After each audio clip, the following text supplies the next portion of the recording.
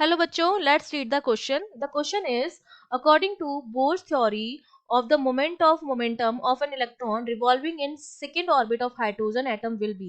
तो हमें बताना है कि अगर इलेक्ट्रॉन सेकंड ऑर्बिट में रिवॉल्व कर रहा है तो उसका एंगुलर मोमेंटम जो होगा वो कितना होगा, वो हमें बताना है।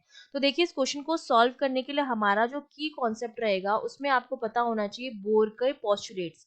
बोर ने जो अपना मॉडल दिया था उसमें उन्होंने कुछ पोस्टुलेट दिए थे। उसमें उन्होंने बताया था कि एक तो जो न्यूक्लियस होता है वो सेंटर में होता है, इलेक्ट्रॉन जो होता है उसके चारों तरफ एक सर्कुलर पाथ में क्या करता है, रिवॉल्व करता रहता है। ठीक है, ये इलेक्ट्रॉन हो गया, ये न्यूक्लियस, न्यूक्लियस में न्यूट्रॉन होता है, प्रोटॉन होता है, न्यूट्रॉन न्यूट्रल होता है, प्रोटॉन पॉजिटिव होता है।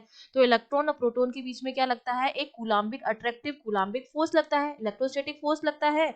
और जो प्रोवाइड करवाता है इसको नेसेसरी सेंट्रीपिटल फोर्स, मतलब mv² / r which is your centripetal force, वो बैलेंस हो जाता है इलेक्ट्रोस्टैटिक फोर्स से, जो हो जाएगा के प्रोटॉन का चार्ज इलेक्ट्रॉन का चार्ज अपॉन आर स्क्वायर। ये तो पहला पोस्टुलेट हो गया।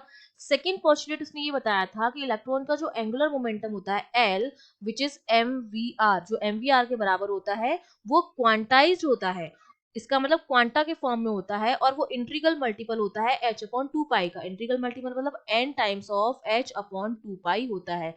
ये सेकंड पोस्टुलेट हो गया और इसी पोस्टुलेट से हम सॉल्व करेंगे ये क्वेश्चन।